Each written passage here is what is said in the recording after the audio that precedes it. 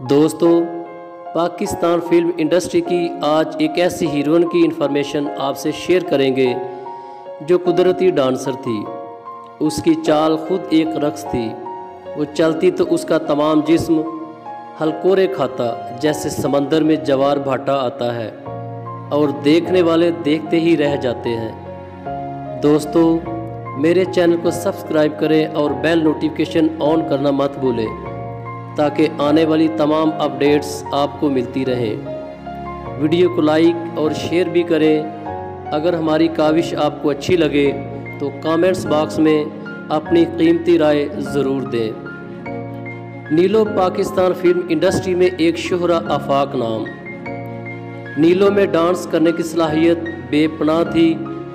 وہ کسی کے سکھانے کی محتاج بھی نہیں تھی۔ جوش ملح آبادی جیسا بڑا شاعر کہہ چکا ہے کہ اعضاء کی شاعری کا نام رقص ہے۔ اس تعریف پر نیلو 100% پورا اترتی ہے۔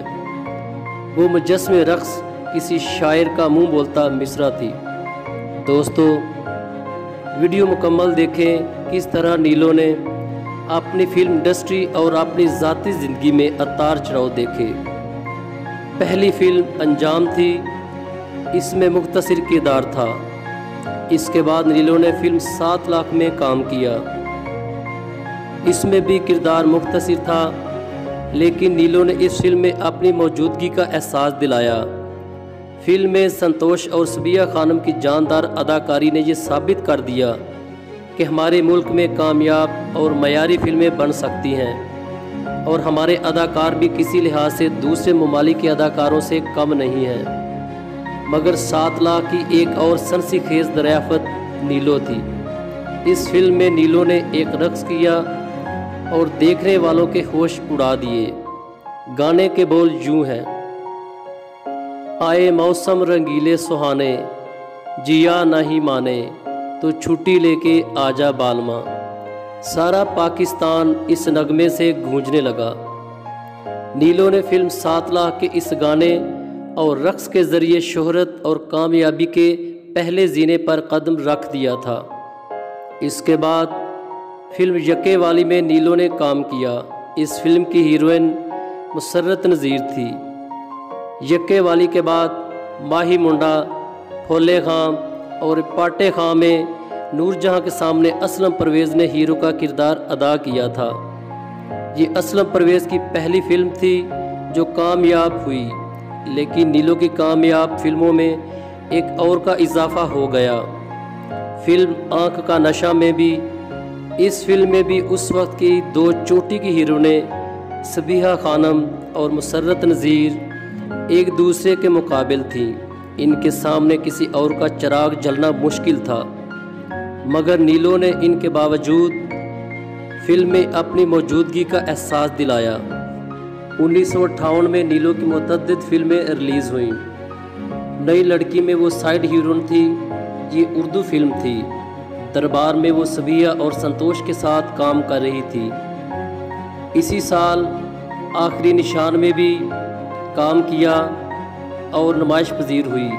یہ فلم بے حد کامیابی سے ہمکنار ہوئی۔ اس فلم میں نیلو کا کردار زیادہ بڑا نہیں تھا، مگر اچھا تھا۔ ممتاز میں اس نے راگنی علاؤ الدین اور ایاز کے ساتھ کام کیا۔ چنگیز خان بھی نیلو کے کیریئر کی ایک بہترین فلم ہے۔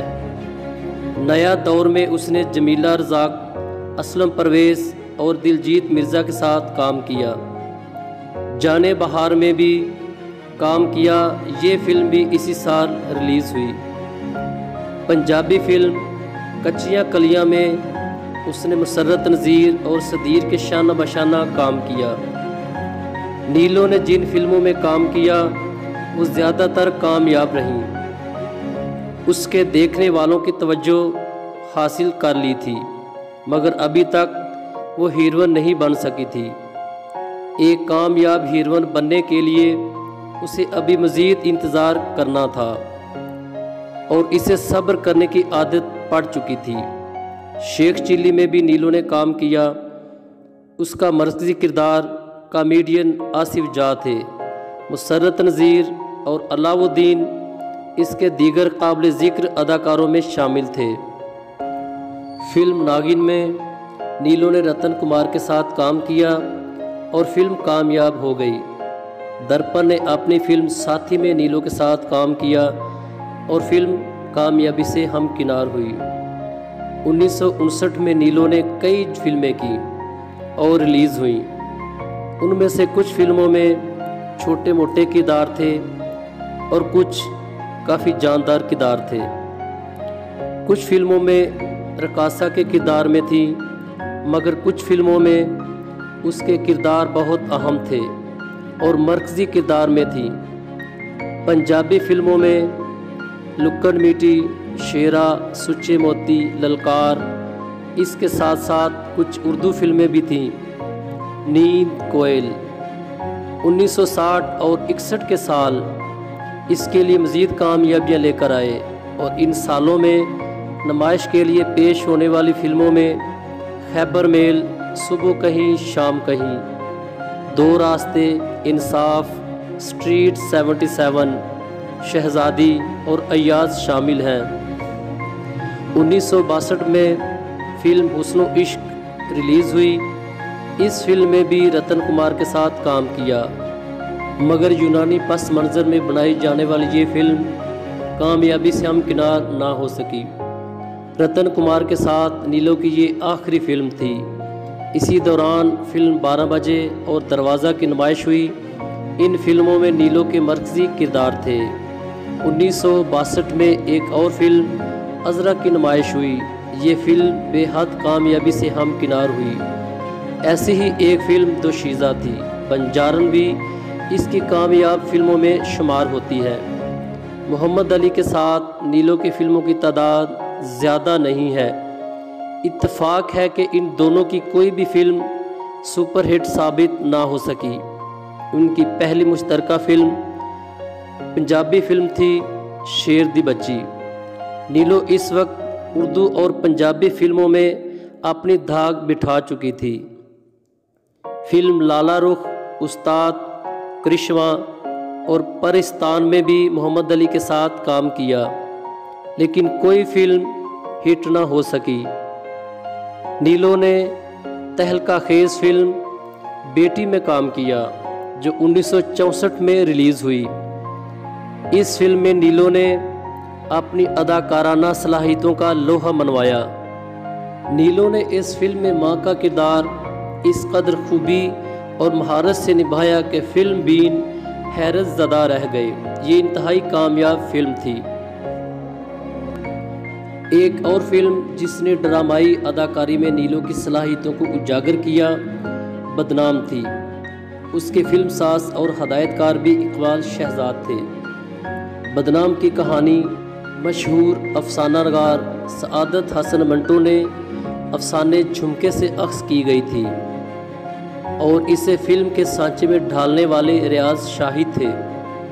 بدنام کی فلم بندی کے دوران اقبال شہزاد نے ریاض شاہد کے سیٹ پر موجودگی کو لازمی قرار دیا تھا، اور یہ بھی حقیقت ہے کہ بہت سے مناظر فلمانے میں بھی ریاض شاہد نے عملی طور پر حصہ لیا۔ نیلو نے سبھی ہیروز کے ساتھ کام کیا، لیکن اس کی زیادہ تر فلمیں صدیر اور حبیب کے ساتھ ہیں۔ سنتوش کمار کی فلم دامن میں وحید مراد کے ساتھ نیلو نے بہت اچھی پرفارمنس دی۔ یہ غالباً 1967 کی بات ہے کہ شہنشاہوں کے شہنشاہ رضا شاہ پہلوی پاکستان کے دورے پر تشریف لائے۔ شہنشاہ کی آؤ بھگت کے لیے ایک شام رقص و سرور کی شاندار محفل منعقد کرنے کا بھی اہتمام کیا گیا۔ ماہر فنکاروں، گلوکاروں اور اداکاروں سے رابطہ کیا گیا۔ حسب دستور ایک سرکاری کارندہ نیلو کو بھی یہ پیغام پہنچا گیا کہ وہ اس محفل میں رقص پیش کرنے کے لیے تیار ہو جائے۔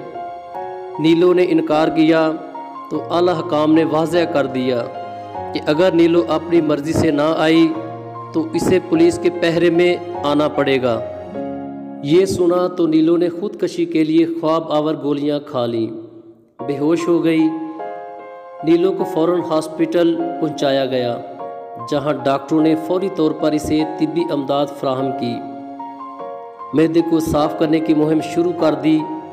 محفل رقص و سرور کے منتظمین کو بھی یہ پتہ چلا کہ ایک انا پرست لڑکی نے محفل شاہی کی بجائے موت کو ترجیح دی ہے، تو مصنف ریاض شاہد نے متاثر ہو کر اسے مسلمان کر کے اس سے شادی کر لی اور نیلو گھریلو ذمہ داریاں احسن طریقے سے نبھانے لگی۔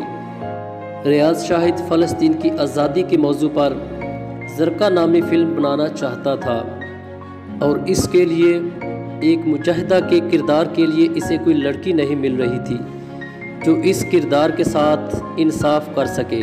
شادی کے بعد زرقا فلم میں نیلو نے کام کیا، اور وہ بھی اپنے خاوند ریاض شاہد کی مرضی سے۔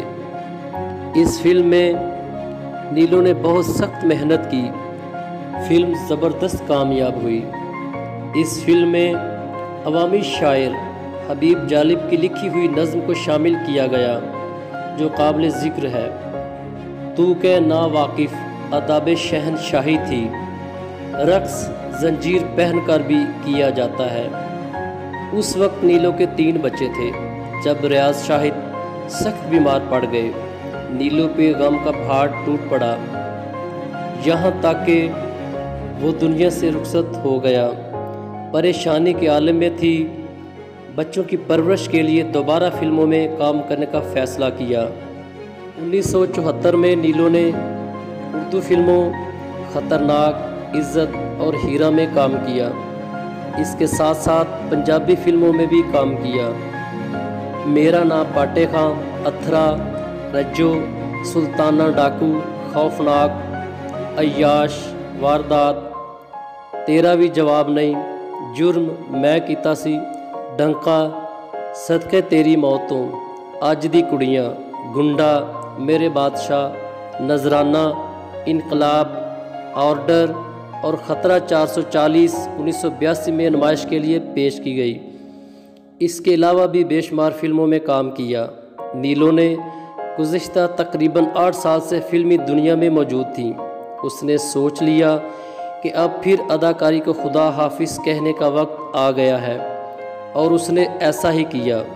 ان 8 سالوں میں اس نے معقول پیسے کما لیے تھے جو اس کے اور بچوں کے لیے عزت کی روٹی فراہم کرنے کے لیے کافی تھے، کیونکہ مجبوری کے وقت کوئی بھی کسی کے کام نہیں آتا، وقت گواہی دیتا ہے۔ نیلو نے اپنے مرحوم شوہر کے بچوں کو کسی سہارے کے بغیر پال پوس کر جوان کیا۔ زرقا کی شادی ہو چکی ہے، اپنے گھر میں خوش و خرم زندگی گزار رہی ہے۔ نیلو کا بیٹا شان، جو امریکہ میں زیر تعلیم تھا، اس وقت پاکستان فلموں کا نمایاں اور کامیاب ہیرو ہے۔ اس کا دوسرا بھائی ارمان ہے جو اپنا بزنس کرتا ہے۔ اب وہ ان شاہکاروں پر بجا طور پر فخر کر سکتی ہے۔ یہ ہے نیلو الیگزینڈر کی کہانی، جو بعد میں عابدہ ریاض بن گئی تھی، جو پہلے اداکارہ تھی، پھر بیوی اور ماں بنی، اس کے بعد پھر اداکارہ بنی، مگر آخر میں ایک بار پھر ماں بن گئی۔ اب وہ محض بیگم عابدہ ریاض کے نام سے ہی پہچانی جاتی ہے، اور بچوں کے ساتھ خوشگوار زندگی